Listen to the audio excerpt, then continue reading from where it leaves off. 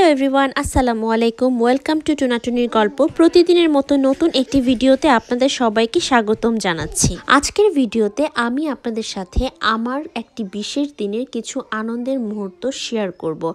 আর এই আনন্দের দিনটার জন্য আমি খুব সকালেই ঘুম থেকে উঠে পড়েছি। ছোট বাচ্চাদেরকে নিয়ে দূরে কোথাও ট্রাভেল করাটা কিন্তু অনেক বড় একটা হ্যাসেলের বিষয়।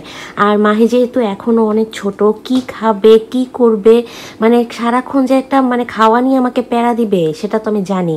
আর বাহিরে যে খাবারগুলো পাওয়া যায় সেগুলো অনেক সময় ওর টেস্ট বাদের সাথে যায় না। আর ওকে যতই আমি চিপস বা এই টাইপের কোনো কিছু দেই না কেন, ও বলে একটু রাইস হবে, এরকম আর কি ওর স্বভাব। তো ওকে হয়তো ফ্রেঞ্চ ফ্রাই টুকটাক এগুলো কিনে দিলেও খাবে, বা ওখানে আমি কতটা পাবো সেটাও তো আমি জানি না, যেহেতু লং টাইমের জন্য আমরা যাচ্ছি অনেক দূরে। তো এখানে আমি একটু আমাদের জন্য প্লাস ওর জন্য একটু বিফ পাস্তা নিয়ে নিয়েছি। আর এখানে আছে ভাত আর মুরগি। তো এখানে কিছু অ্যাপল নিয়ে নিয়েছি। আর এইখানে আছে হচ্ছে কাপকেক। সো একটার পর একটা আছেই, অল্টারনেটিভ অনেকগুলো অপশন রাখছি যাতে কোনোভাবে বলতে না পারে যে কিছু নাই। আর এখানে আমি কিছু মেডিসিন নিছি, বলা তো যায় না যেহেতু অনেক দূরে যাচ্ছি, সেই ক্ষেত্রে কিছু বমির ওষুধ, একটু নাপা এই টাইপের ওষুধ আর কি আমি এটার মধ্যে নিছি। আর এখানে আছে কিছু চিপস, আর এখানে তো ইউটেন্সিলস আছে। এখানে আমি একটা মগও ক্যারি করলাম, কারণ অনেক সময় বোতল দিয়ে পানি খাইতে অনেক বেশি কষ্ট হয়, সেই ক্ষেত্রে এই বোতল। আর এটা তো মাহির সবসময় জুসের পট। আর এইদিকে আছে হচ্ছে মাহির স্কোয়াশ। আর পানি না ক্যারি করলেও হয়তো, কিন্তু আমি তারপর একটু পানি নিয়ে নিয়েছি, কারণ ওর একটু পরপর স্কোয়াশ বানিয়ে আর কি ওকে খাওয়াইতে হয়।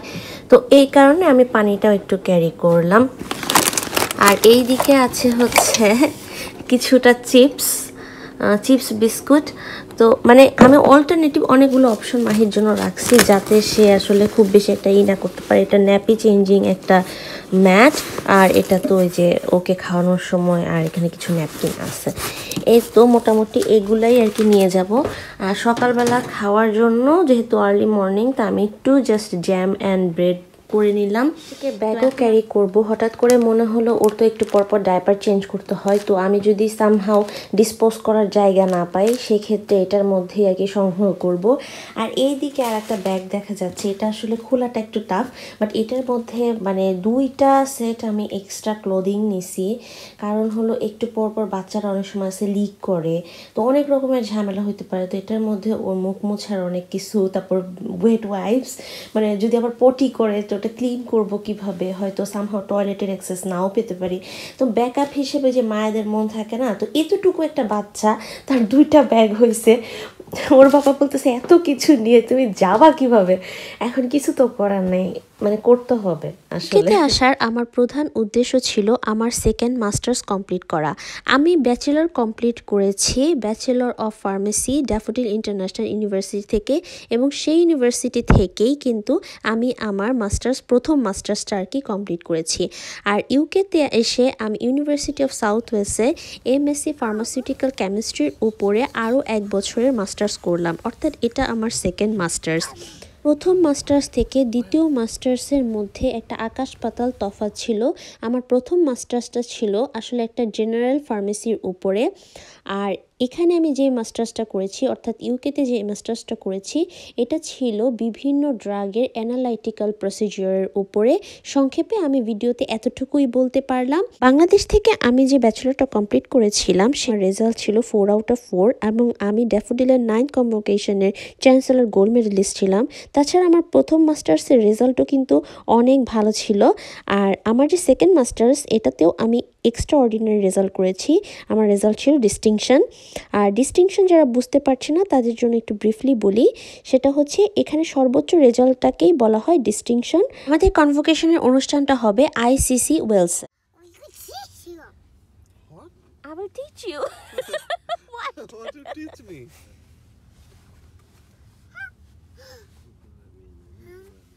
যেহেতু কার্ডিফ থেকে নিউপোর্ট অনেকটা দূরে, তাই আমরা একটা উবার ভাড়া করে নিয়েছিলাম। আর কথা বলতে বলতে কিন্তু দেখেন আমরা আইসিসি ওয়েলসে পৌঁছে গিয়েছি। আর উবারে তো আসলে অনেক বেশি কস্টলি, কিন্তু আসলে মাহিকে নিয়ে এতটা দূরের পথ কিন্তু আমাদের যাওয়া সম্ভব ছিল না। আর এই যে দেখছেন যে সেল্টিক ম্যানর রিসোর্ট, এখানে কিন্তু আমাদের সেলিব্রেশন পার্টি ছিল, কিন্তু আনফর্চুনেটলি আমার এই সেলিব্রেশন পার্টিতে আসলে জয়েন করা হয়নি। সেই ঘটনাগুলোই আপনাদের সাথে ভিডিওতে শেয়ার করব। মজায় মজায় ভেন্যুতে কিন্তু আমি পৌঁছে গেলাম। পৌঁছানোর সাথে সাথে বন্ধু বান্ধবদের দেখে অনেক দিন পরে জড়িয়ে ধরলাম, তাদেরকে কুশলাদি বিনিময় করলাম। কিন্তু এখানেই কিন্তু আমার আনন্দের শেষ, কারণ আমি সব কিছু গুছিয়ে আনলেও মাহির ফিডার আনতে কিন্তু আমি ভুলে গিয়েছি। তো ভেন্যুতে ঢুকে যথারীতি ছোটাছুটি শুরু করে দিয়েছে, ওর বাবাকে রীতিমতো অস্থির করে দিয়েছে। ওইদিকে আমার ফ্রেন্ড বলছে যে চলো আমরা আমাদের টিকিট এবং গাউনগুলো কালেক্ট করি। তো আপনারা দেখতে পাচ্ছেন যে এই ঘরটার মধ্যেই আমরা আসলে আমাদের টিকিট এবং গাউনটা কালেক্ট করতে যাচ্ছিলাম, কিন্তু ওই সময় হাফ অ্যান আওয়ারের জন্য ওরা গাউন বিতরণ বন্ধ করেছিল। তো এই জন্য আমরা ফিরে আসি এবং ফিরে আসার সাথে সাথেই দেখি মাহি কান্না জুড়ে বসছে, তার ফিডার লাগবে। এখন আমি তো পুরো পাগল হয়ে গেছি, আমি এইভাবে ফিডার কিভাবে ম্যানেজ করব, আর বাসা তো অনেক দূর, তো আমার গিয়েও নিয়ে আসা সম্ভব না। তো আমি যেটা করলাম যে আমার বান্ধবী আছে, ওর একটা ছোট বাবু আছে, তার ফিডারটা এনে ওকে দিলাম। কিন্তু তার আবার অনেক রকমের ঢং আছে, যেটা ওর নিজের ফিডার ছাড়া ও খায় না। আর ওই বড় টাইপের মুখওয়ালা ফিডারেও খায় না, একটু স্মল টাইপের যে মুখ আছে সেই ফিডারেও খায়। তো আমার বান্ধবীর যে ভাবি আছে, তো সে একটা আইডিয়া বের করলো যে আপনারা দেখতে পারলেন একটা হলুদ কারণের সিরিঞ্জ, ওটা দিয়ে ওকে একটু একটু পানি খাওয়াবে। ভাবি আমাকে অনেক হেল্প করেছে এবং হেল্প করার পরে সে একটু একটু মাহিকে পানি খাওয়াতে পারলো। এই সারাটা দিনই কিন্তু ও পুরাপুরি না খাওয়া। মাহির তো দুষ্টুমির কোনো শেষ নাই, সে একবার সুইচ টিপ দিয়ে লিফটের মধ্যে চলে যেতেছে, আর একবার এক্সেলেটর দিয়ে নেমে যাচ্ছে, এক একজনের জিনিস যায় ঝরতেছে, মানে কান্নাকাটি সব কিছু করে একদম অবস্থা খুবই খারাপ। ঝামেলার মধ্যে মাহির বাবা আমাকে বলতেছে চলো আমরা চলে যাই, এখানে আর থাকার দরকার নাই। তখন তো আমি মনটাই পুরো খারাপ করে ফেলছি, কান্নাকাটি করে ফেলছি যে আমি এত কষ্ট করে, আমি খুব বেশি একটা ঘুরতে যাই না, কিন্তু তারপরও আসছি এখানে, তুমি এখন আমাকে বলতেছো নিয়ে যাবা। তো এরকম করতে করতেই আসলে আমাদের সময়টা পার হয়ে গেল। অবশেষে মাহি একটু আধটু শান্ত হলো। এদিকে আমাদের গাউন কালেক্ট করার সময়ও হয়ে গেল। আমি আমার ফ্রেন্ডরা সবাই মিলে গাউন এবং টিকিট কালেক্ট করতে গেলাম। তো এখানে দেখতে পাচ্ছেন যে একটা লাইন আছে, সেখানে সবার মাপ মতো গাউন কালেক্ট করছি। অলরেডি আমি আমার গাউনটা পেয়ে গেলাম। আর এইদিকে একটা স্টেশন আছে, সেখানে হচ্ছে সারনেম অনুযায়ী আপনি আপনার সার্টিফিকেট এবং টিকিটগুলোকে কালেক্ট করবেন। তো আমি সব কিছু কালেক্ট করে এইদিকে একটু ভিউ দেখাচ্ছি, কত কত স্টুডেন্ট আর কত কত গেস্ট এসেছে। তো গাউনটা কিন্তু আমরা আসলে হায়ার করেছি, এই গাউনটা হায়ার করতে আমাদের 52 পাউন্ডের মতো দিতে হয়েছে। সো এখানে আমি একটু বাইরে বেরিয়ে আসলাম ফ্রেন্ডদের সাথে ছবি তোলার জন্য। আর মাহির মুডটা ভালো করে মাহিও কিন্তু চলে এসেছে আমাদের সাথে ছবি তুলতে। আর আমার বান্ধবীর ছোট্ট ছেলের সাথে কিন্তু ও খেলাধুলা করছে। সময় হয়ে গেল আমাদের মেন হলে ঢোকার জন্য। আর আমরা যেহেতু ছিলাম একদম গ্রাউন্ড হলে, আর গেস্টরা ছিল উপরের দিকে একটা থিয়েটারের মতো ছিল সেখানে। তো মাহি আর মাহির বাবা ওখানে ছিল, আর আমি আমার ফ্রেন্ড আমাদের কাঙ্ক্ষিত সিট নাম্বার যেটা বুকিং করা ছিল সেখানে আমরা আস্তে আস্তে চলে যাচ্ছি। ফ্রেন্ডরা সবাই মিলে মজা করার পরে আমরা অনেক দেরিতেই আসলে একদম লাস্ট মিনিটেই ওখানে ঢুকেছিলাম। ঢুকেই দেখলাম যে আমাদেরকে ইনস্ট্রাকশন দেওয়া হচ্ছে যে আমাদের অনুষ্ঠানে কি করতে হবে না করতে হবে। At the start of the ceremony, the procession will enter the auditorium. The procession is made up of the chief officers of the university, faculty heads and academic staff. They will be followed by the mace and then the chancellor or their nominee. Ar ddiwedd y ceremony, bydd yr ymdaith yn gadael yr auditorium.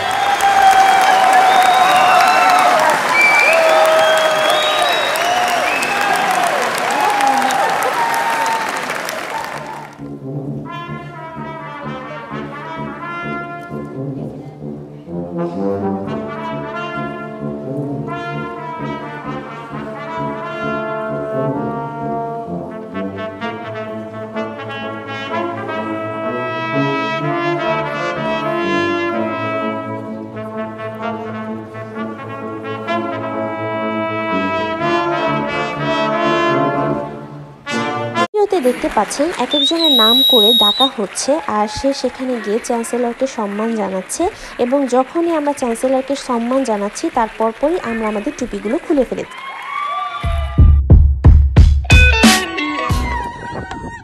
অনুষ্ঠানের অন্যতম একটা মূল আকর্ষণ ছিল great fest. এখানে দেখতে পারলেন যে মদের অনেক বড় একটা আসর আছে। সেলিব্রেশনে ওরা তো মদ খায়, তো এখানে একটা কর্নার আছে।